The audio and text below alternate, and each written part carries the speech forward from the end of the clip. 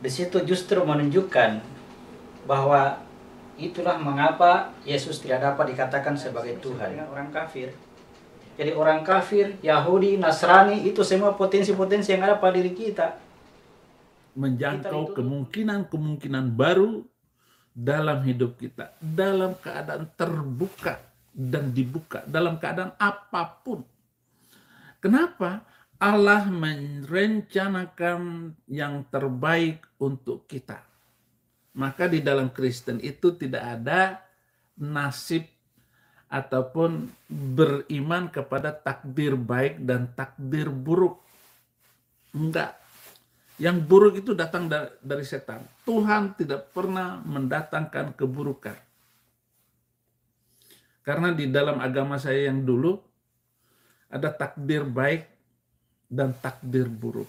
Tidak ada takdir buruk, semuanya takdir baik.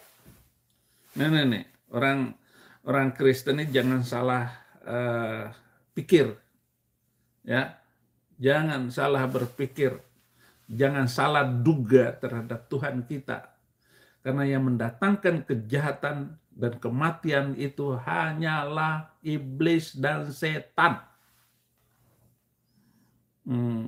Kenapa? Tidak ada takdir baik dan takdir buruk. Kita nyanyi di gereja.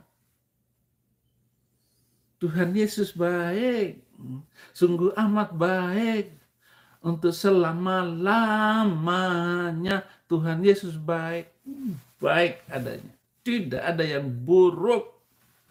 Yang buruk itu ya Habib Rizik. Yang buruk itu adalah orang-orang kadrun. Yang buruk itu adalah ajaran Arab. Biar mantap saya kasih tahu itu.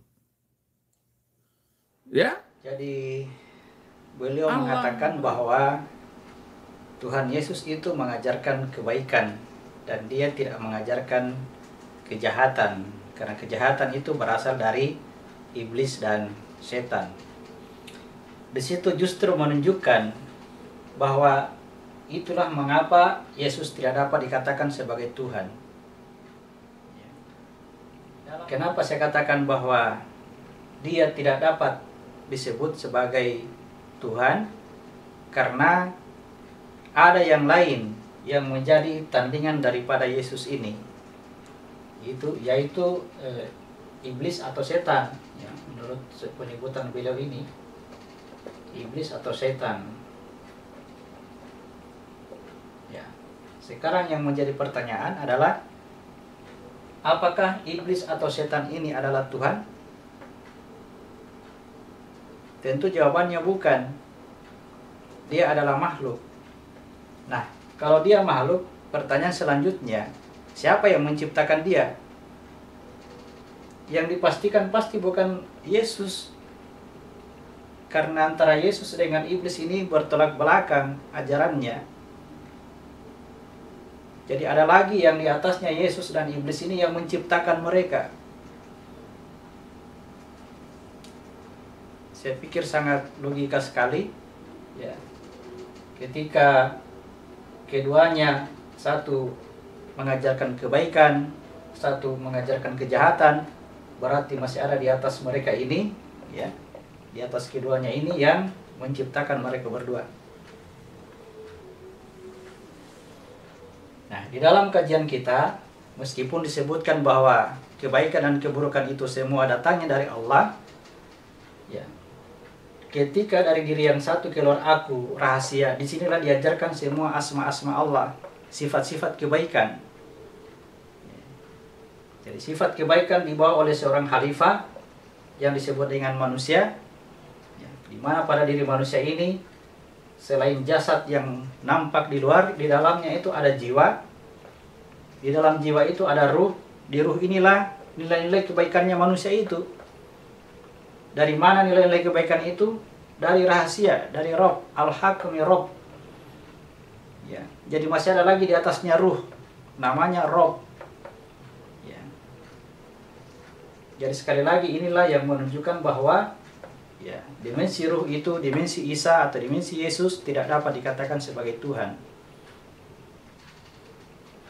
Namun demikian, kalau kita berpikir bahwa Tuhan itu meliputi segala sesuatu, meliputi semuanya, ya, maka semuanya ini akan menunjukkan sifat-sifat perbuatannya Tuhan, sifat-sifat dan perbuatan Tuhan. Hanya saja Allah di dalam ajaran Islam, Allah tidak mengajarkan untuk menyebut Tuhan itu secara parsial, bagian demi bagian. Ya. Dari nama alif, lam, lam, ha, tidak boleh dikatakan bahwa ha itu Tuhan, hawa nafsu itu Tuhan. Atau wilayah jiwa, wilayah jin, wilayah bintang, bintang itu Tuhan, tidak boleh.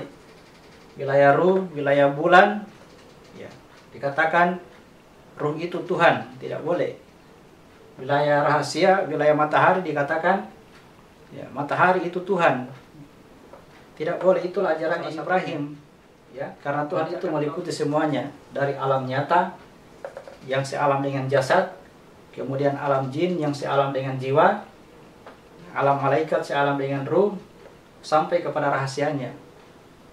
Yang dituntut kepada kita untuk mencari Tuhan adalah untuk mencapai rob, rahasia. Jangan berhenti pada ruh. Berhenti pada ruh inilah yang disebut dengan Nasrani.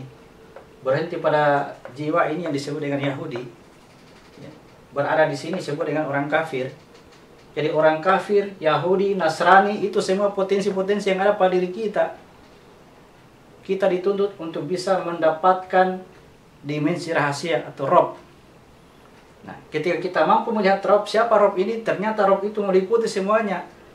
Rob itu alif, lam, lam, ha. Alladzina qalu rabbunallah. Robnya adalah alif, lam, lam, ha. Robnya itu bukan hanya alif. Robnya itu alif, lam, lam, ha. Robnya itu adalah Allah. Itulah yang diturunkan kepada mereka yang memahami seperti itu, ketenangan, ya. Tatanazzalu alaihimul malaikati alla takhafu wa la tahzanu. Akan diturunkan kepadanya malaikat-malaikat yang memberi ketenangan, supaya dia tidak merasa khawatir, tidak juga merasa bersedih hati.